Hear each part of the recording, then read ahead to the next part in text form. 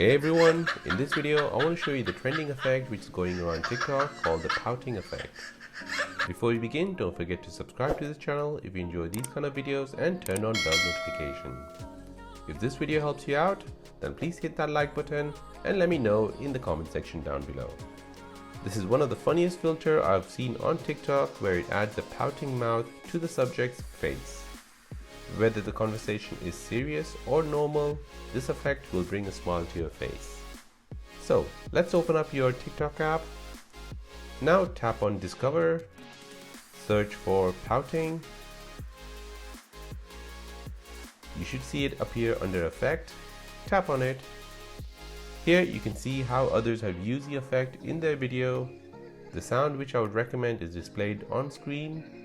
You can save it to your favorites from the other pouting videos so you can use it in your video.